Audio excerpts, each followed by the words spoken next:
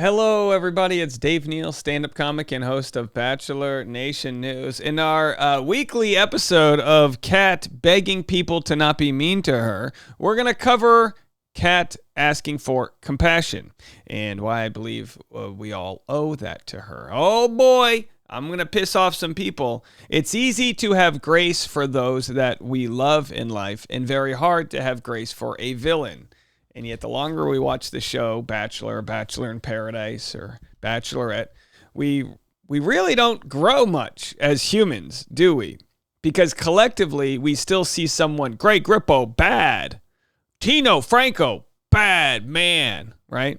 And then finally, after long-form conversations, we realize, oh, they were trying their best. They were probably hungry. They were an asshole, whatever they were under a certain circumstance. Well, Kat's different. She doesn't deserve my, we act like we hold on to grace like it's something that others deserve. No, my friends, grace is something you give. It's not about who deserves it. If you're only doling out grace to those who deserve it, then this world will never recover from the hurt that it feels right now. Follow me on Instagram at DNeals. I don't mean to proselytize. Is that a big word? That's too big of a word for a Tuesday morning. Is it Tuesday? But either way, we're going to get into what she said and how she's begging for compassion. Follow me on Patreon. We've got a very big announcement today of some behind-the-scenes workings in my life, and I'll have that on the 10 a.m. Hour of Patreon, patreon.com/Dave Neal. We may be moving on to this podcast. In December, we start the morning rush. That's right. We are adding to the conversation, not just an afternoon rush hour, but also a morning rush hour. We'll start that in December with festive holiday music. That's right. Your boy is coming to you full Christmas mode on Bachelor Rush Hour this year. Let's jump into it. So, just a few days ago, we shared this story where Kat said, I empathize with the fact that there may be things in this season thus far that are triggering for many people. However, I am simply asking for some peace, as the past 5 weeks have been overwhelming and mentally compromising due to the negativity. Every hour, every platform, there is something new. We are only human. So Kat pleads for peace. Here's what general audience members don't understand about what it means to be on the show. In that, you watch the show and think you're talking to a friend or someone on a one-to-one level.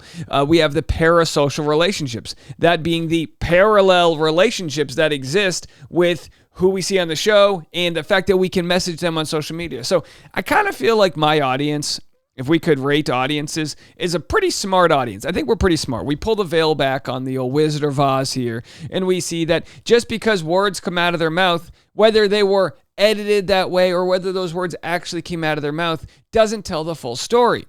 The scenario that they create for Bachelor, Bachelor in Paradise, and Bachelorette is essentially that same scenario they create in cults, right? They take away their phones, they take their passports, they take away any chance to earn money. Yeah, sure, they're making money on the back end, but in the moment, they are living on a beach. They are not getting that much sleep. They are drinking alcohol, which is going to crash their immune system, right? And make them say questionable things. All of this goes down. And you go, Dave, why are you making excuses for assholes? Well, I'm just saying that how we react, as Dr. Diane Strakowski says, we don't know, we're all like tea. We don't know our flavor till we're dipped in hot water.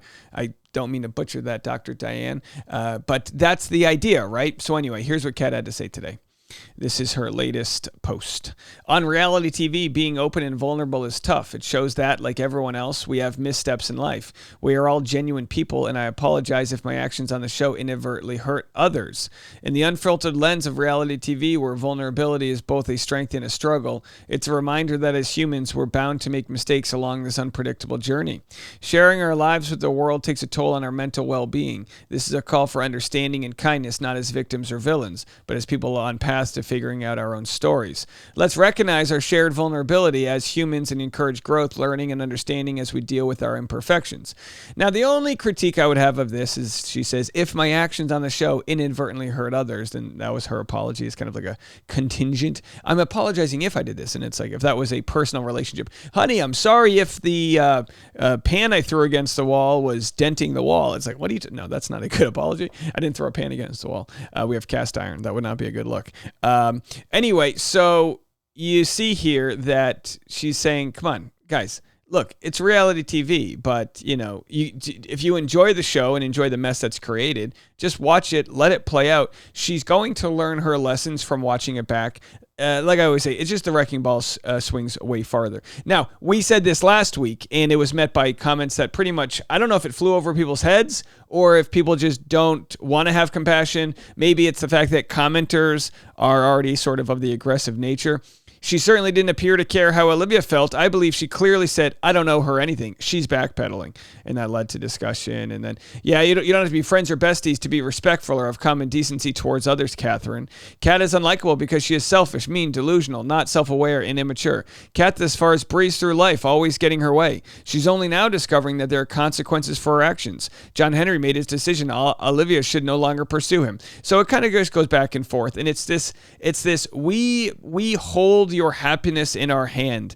And look, what Kat should be doing, and what we all should be doing, is turning off the comment section, right? She just shouldn't worry about these people, because what we've learned is that they don't exist in real life. In real life, these haters are just not present. They are not there getting in your way. I've spoken to villains in the past, like Leo from previous seasons. He was a pretty big villain. I would say probably bigger than Kat. And he said only one time did some drunk lady come up to him and say something unfavorable. So this doesn't exist in real life, but comments can be a barometer for how your actions, need to be corrected. No one's arguing that Kat has been batting 1,000 on her season. There's just an argument that DMing them and doing all this, it's just hateful vitriol that doesn't help the conversation. So, you know me, big fan of religious teachings here. When giving grace feels hard.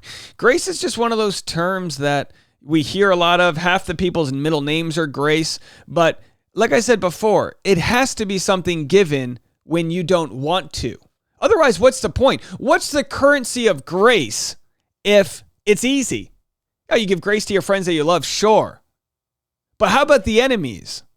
Now, look at my personal life. Do I have it in my soul to give grace to the person that's taking me to court? Yeah, I feel terribly bad for the situation. I want them to live a life full of happiness and find love and all the things, babies, whatever the hell they want in their life. Absolutely. I give that person grace. But also I'm stuck in a court battle with them. So it's like grace from afar. But, anyway, here's just a quick clip from a devotion that I found. Your boy, Devotional Dave. I don't know if you've ever tried this, but it's hard.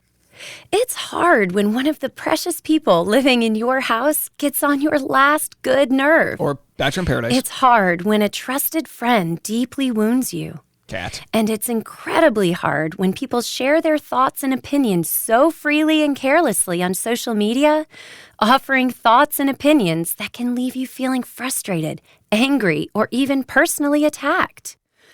I don't know about you, but words laced with grace aren't typically the first ones that come to mind when someone's hurtful words have landed like daggers in my heart. I want to defend myself and point out how they're misunderstanding my intentions.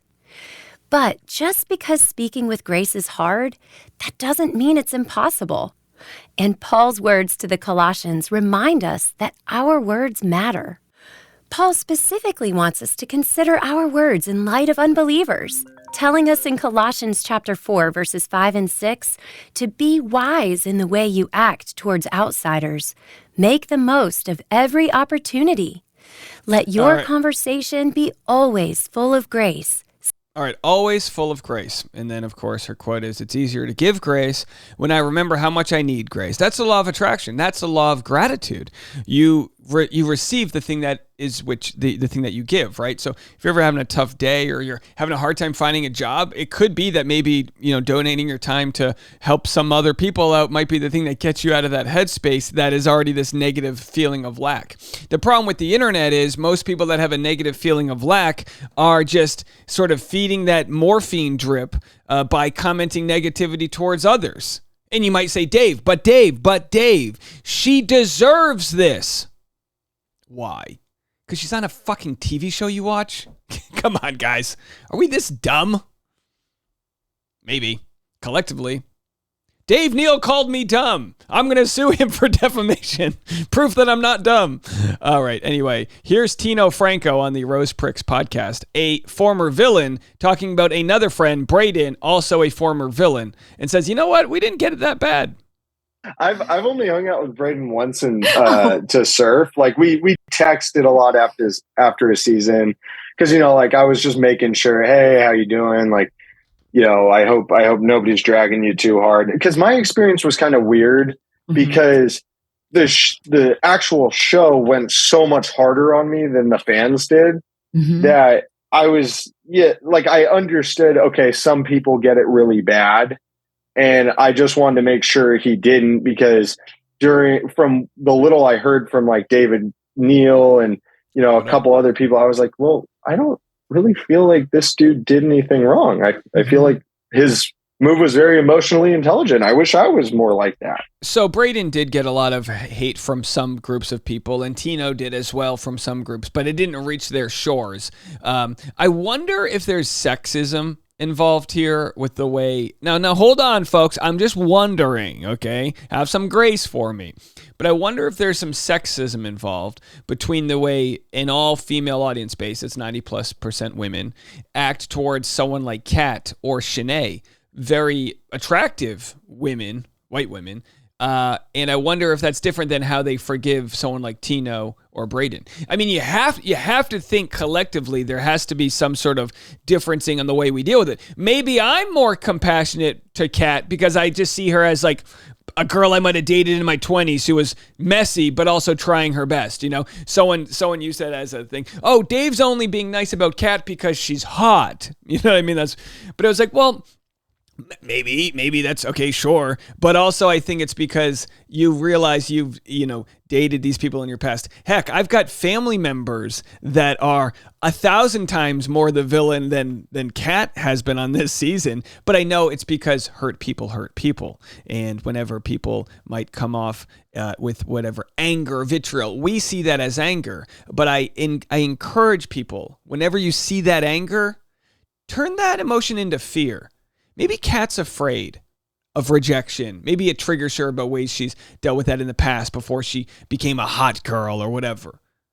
Maybe just putting ourselves in other people's shoes will sort of overcome this negativity. We have to give them a teachable moment on their Instagrams. Maybe we need the teachable moment. Maybe that's the ultimate form of grace. I don't know. What do you guys think? Maybe I'm just stalling for time, or maybe we're on to something. I'll be on Patreon at 10 a.m. We'll be back right after this.